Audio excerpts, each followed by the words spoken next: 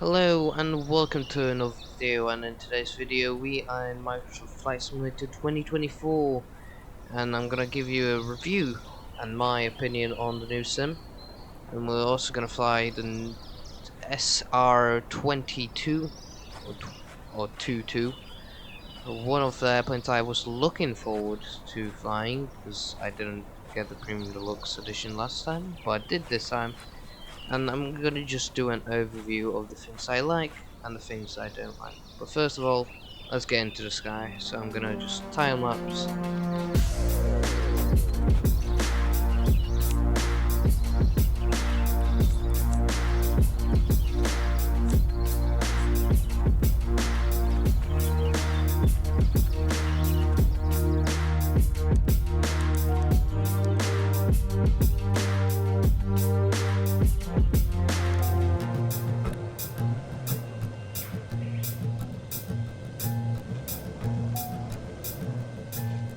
So we are now ready for departure. Out of curtain. So I'm pretty sure we're gonna be using runway 03 out of curtain. No VATSIM, as I said already. I'm gonna just enjoy this nice departure out of it.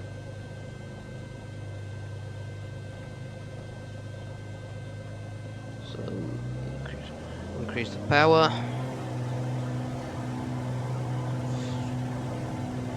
There we go, airspeed alive. V1, rotate and nicely just take the airplane out. And just up into the sky in this nice morning.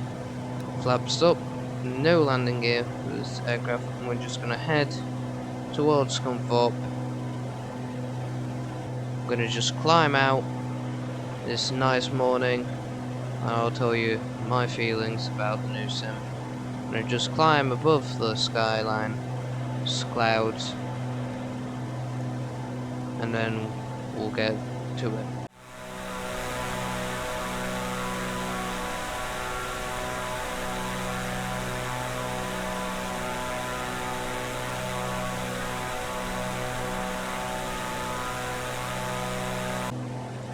So we are now actually above a cruising altitude. I did want to descend because of cloud, but we are going to descend. I will change the heading, just circle around here, and I'm also going to talk about the new sim and what my opinions on the new sim are. And I think we should start about right about now, just whilst we're going to descend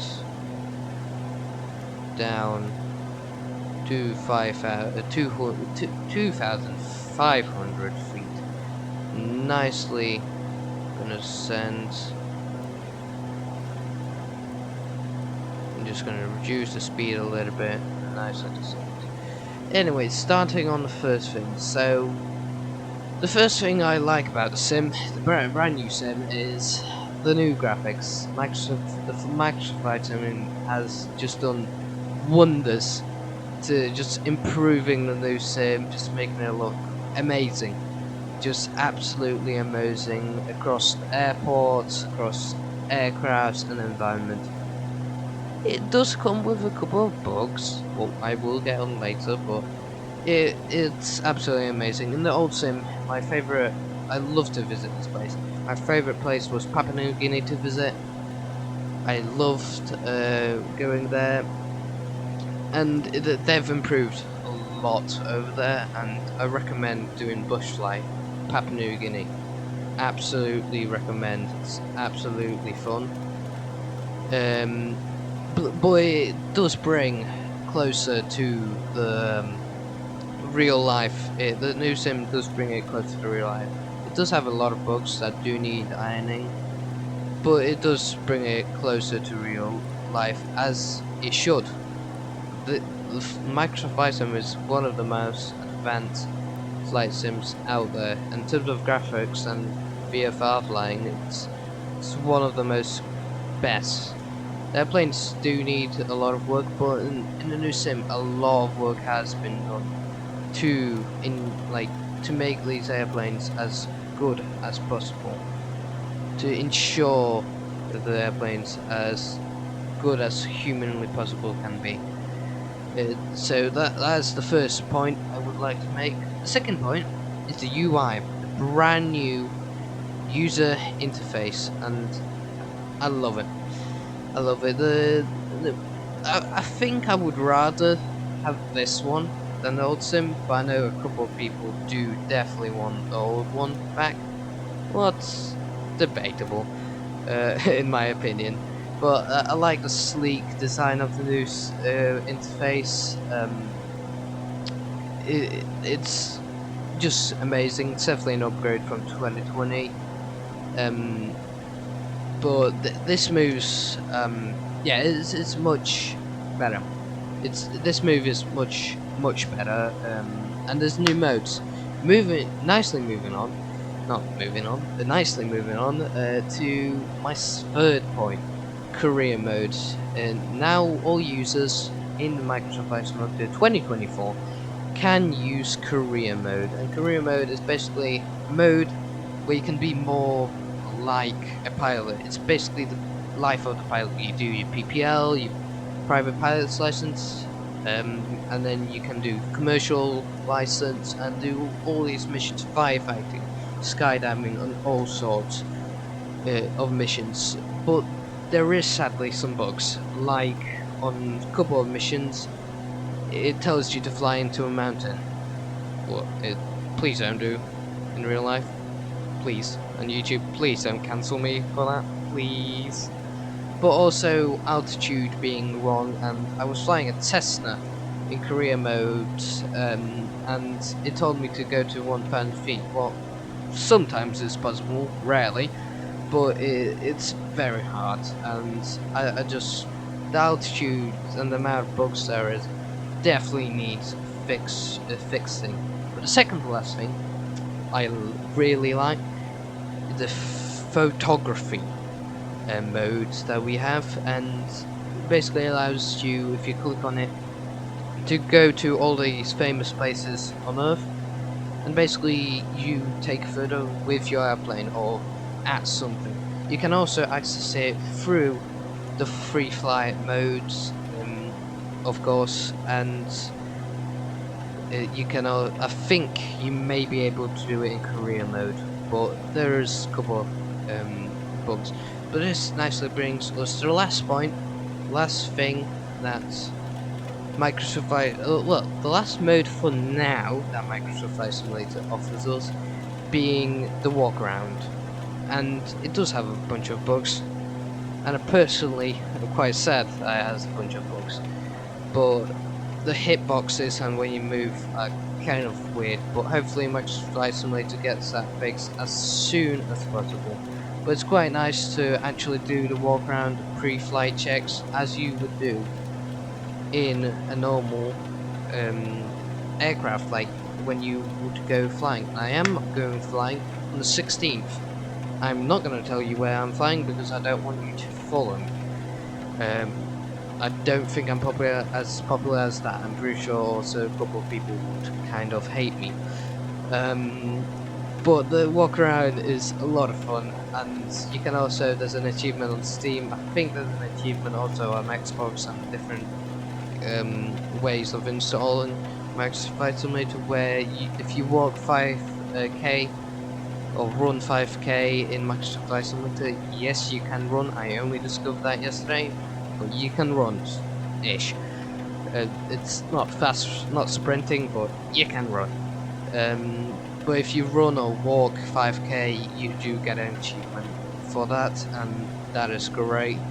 And it just brings immersion to the new sim. And now, moving sadly onto the things are less. I just don't like as much. They're just really bugs. A lot of people, including myself, on launch could not get into the game. I still couldn't get into the game after a couple of days because the way graphics, I'm pretty sure, thing works, you needed to overclock your GPU. Do not do that. Microsoft Flight Simulator is getting a fix for that, I'm pretty sure. but I did overclock my GPU with the NVIDIA safe way of overclocking, and I did get in. But you spending £130 on myself, 130, whatever deluxe is, and Standard Edition 60, or if you went Aviator, £200 for this game and not getting in, kind of unfair. And there was a bunch of issues. Microsoft Flight Simulator did fix them very quickly after launch, and they will be fixing all the other bugs, and hopefully we do get a bug-free experience, and we just have a lot of fun with the sim, and I'm pretty sure it'll sell as well. Second thing is bugs, and I'm talking about the major bugs, in my opinion. Aircraft not loading properly, the 747 Dreamlifter, and Swiss01 actually pointed that out. I watched his videos, so if you're watching the Swiss, thank you thank you for pointing that out. Thank you very much, and I'll have you linked in the description. Thank you very much for pointing that out for the community. And also, if you're in a big aircraft, for me, you go into the settings, crashes the game. What's quite sad when it keeps happening when I want to fly big aircraft, and I want to fly big aircraft on that sim. Quite depressing, not gonna lie. But hopefully it does improve, and hopefully flying into mountains in Korea also improves, and hopefully that improves in the next months. But for just making this video game a reality, I would like to thank Microsoft Flight Simulator, the Microsoft Flight Simulator team, and all the teams that have worked on Microsoft Flight Simulator over the how many years it's been, and just a general thank you for the Microsoft Flight Simulator community, and for everyone that's been involved. So now we're gonna head back to the Curtin Airport, and we're gonna have a smooth landing in this nice December morning, and we're going to just have a very nice approach and descent. So I'll see you when we're close to the airport.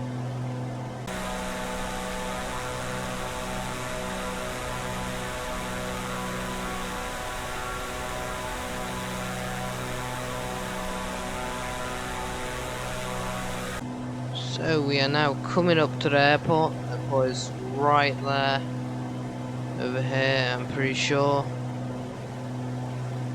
Over here, so we're going to deploy some flaps and just bring this back. Nicely bring this back to landing speed. Just go full flaps. Slow the aircraft slightly down.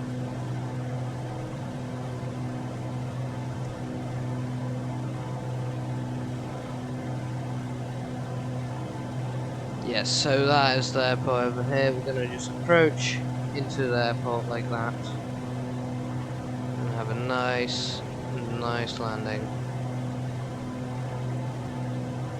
In.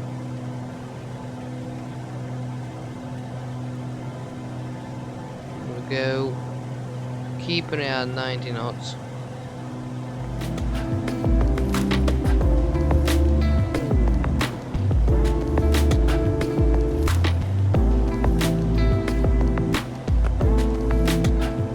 We're just turning on the final here now.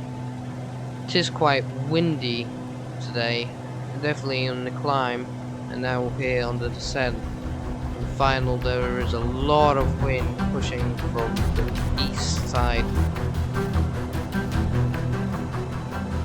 of the airport.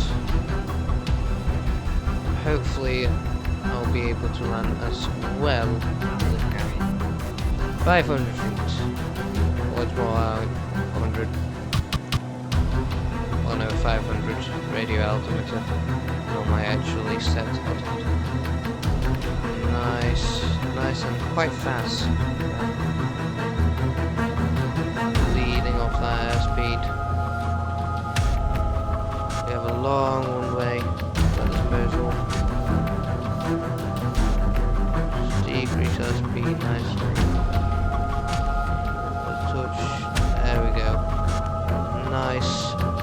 relatively smooth landing. Just decrease. There we go. Let's taxi back to our departure area and just shut all of this off. There we go.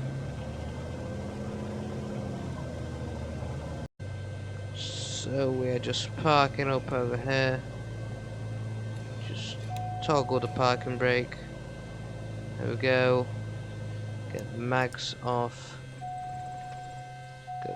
Get the mixture. Go. And let's get these all turned off. There we go. Let's hop out. There we go. That is my opinion on the new sim. Definitely like it. Definitely like the new airplanes. I also like this boy. Very nice. Lovely SR22. And I hope you enjoyed this video, and I'll see you in the next one. Hopefully, it'll be flying one country at a time, all around the Earth. See you.